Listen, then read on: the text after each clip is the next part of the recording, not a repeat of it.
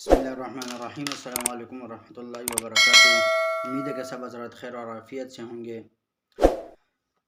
آج کل جو سب سے سوشل میڈیا پر جو ایک بات چل رہی ہے اور کچھ اپنے آپ کو علماء کہنے والے ایسے حضرات آئے ہوئے ہیں جو حضرات صحابہ کرام رضوان اللہ تعالی علیہم اجمعین کو برا بھلا کہتے ہیں اور ایسی باتیں ان کے بارے میں کہتے ہیں کہ جو ایک مسلمان کے لیے اس کی شان کے ساتھ یہ مناسب نہیں ہوتا، اس کے ساتھ نہیں جچتا کہ وہ ایسی باتیں کرے، اور جائے پھر ایک عالم ہو جو قرآن اور حدیث سے واقف ہو اور پھر وہ ایسی باتیں کرے تو پھر یہ بہت بڑی زیادتی ہے۔ تو دیکھیں سوشل میڈیا پر کچھ ایسے لوگ ہیں جیسے کہ مرزا جیلمی، وہ آج کل اٹھا ہوا ہے اور صحابہ کرام رضوان اللہ تعالی علیہ مجمعین کو برا بھلا کہتے ہیں اور ایسے گستاخانہ الفاظ اور ایسے گستاخیاں کرتے رہتے ہیں کہ اب ہم اس کے بارے میں ایسے اختلافات ہیں ان کے آپس میں کہ ہم اس کے بارے میں کچھ نہیں کہہ سکتے۔ جیسے حضرات صحابہ کرام رضوان اللہ تعالی علیہ اجمعین کے بارے میں، جیسے حضرت علی رضی اللہ تعالیٰ عنہ اور حضرت امیر معاویہ رضی اللہ تعالیٰ عنہ، ان کا آپس میں تو اختلاف ہو سکتا ہے۔ دیکھیں علمی اختلاف ہر کسی کا ہو سکتا ہے۔ جیسے آج کل کے زمانے میں کچھ مسائل ہیں ایسے جن میں علماء کا اختلاف ہے۔ بنوری ٹاؤن ہو گئے، جو بڑے مدارس ہیں پاکستان کے، اور اسی طرح دارالعلوم کراچی ہو گئے، اس طرح اور بڑے مدارس ہیں، ان کے اختلاف ہے آپس میں، لیکن یہ علمی اختلاف ہے۔ کسی مسئلے میں ان کا اختلاف ہو سکتا ہے، لیکن وہ یہ نہیں کہ یہ جو ہے نا دونوں غلط ہیں۔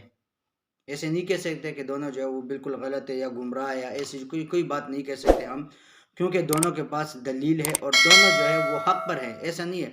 اب صحابہ کرام رضوان اللہ تعالی علیہ اجمعین کے بارے میں بھی ان کے بھی آپس میں ایسے اختلاف ہے، اور اب ہم ان احادیث کو یا ان کا جو اختلاف ہے اس کو آگے سامنے اٹھا کر اور ہم لوگوں کو جو وہ گمراہ کر دے اس سے، تو یہ ہمارے لیے اور یہ مناسب ہی نہیں ہے ہمارے لیے۔ کیونکہ اگر دیکھا جائے تو حضرت امیر معاویہ رضی اللہ تعالیٰ عنہ وہ ایک جلیل القدر صحابی ہے۔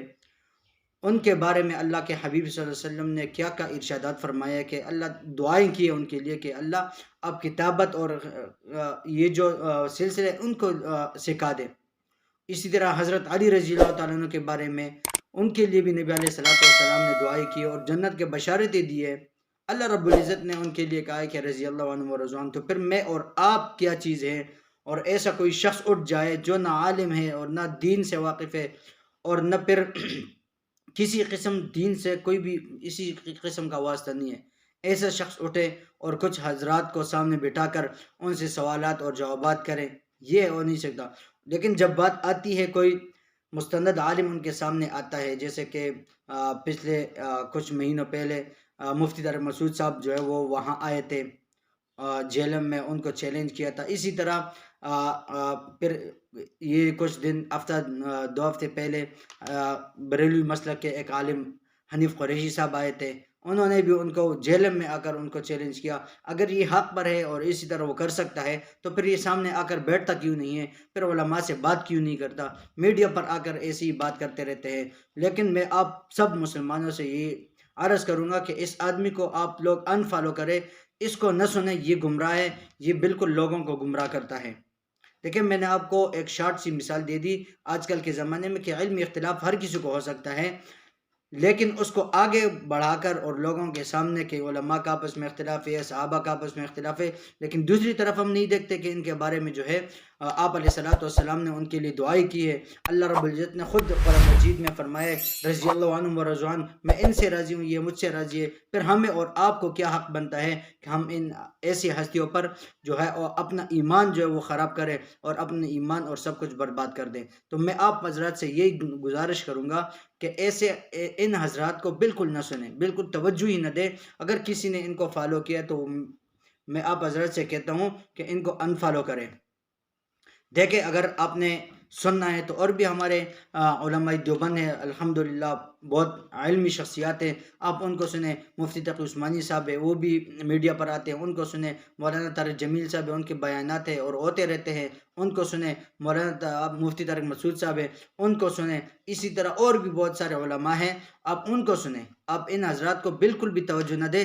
اگر آپ ان کی بات سن کر اور اس پر آپ تحقیق کرتے ہیں تو آپ کو میں یہ بتاتا ہوں کہ آپ اپنے مسلک پر کیوں تحقیق کیوں نہیں کرتے، آپ اپنے مسلک کے مطابق احادیث کیوں نہیں تلاش کرتے، آپ اپنے مسلک کے مطابق قرآن اور حدیث کو کیوں چھوڑتے ہیں، آپ اپنے مسلک کے علماء کو کیوں نہیں سنتے۔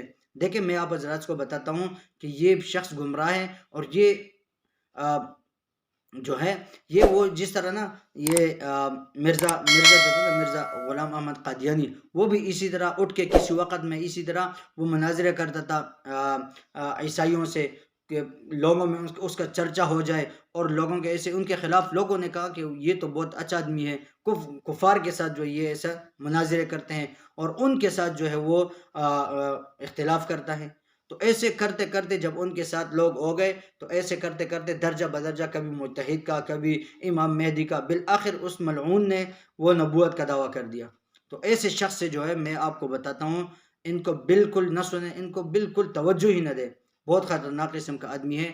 میں آپ حضرات کو بتاتا ہوں، ٹھیک ہے، اگر آپ ان کے کچھ حضرات ایسے بھی ہیں جو فیس بک پر مجھے بھی جو ہے وہ کچھ ایسی ویڈیوز بھیجتے رہتے ہیں کمنٹس میں یا ایسی جو ہے وہ، میں ان سے بھی کہتا ہوں میں ایسے آدمی کو نہ سنیں، بالکل ان سے اعراض کرے۔ یہ آپ کے اور ہمارے جو ہے نا ایمان کا جو ہے وہ بالکل جو ہے خلاف باتیں کرتے۔ جیسے ابھی کچھ دنوں میں پہلے اس کی ایک ویڈیو آئی تھی کہ حضرت خالد بن ولید رضی اللہ تعالیٰ عنہ، کہ جن کو جو ہے نا وہ نبی علیہ السلام اللہ تعالیٰ کی تروال کا ایک نام دیا ہے کہ یہ سیوف اللہ ہے، خالد من سیوف اللہ، یہ اللہ تعالیٰ کے ایک تلوار ہیں۔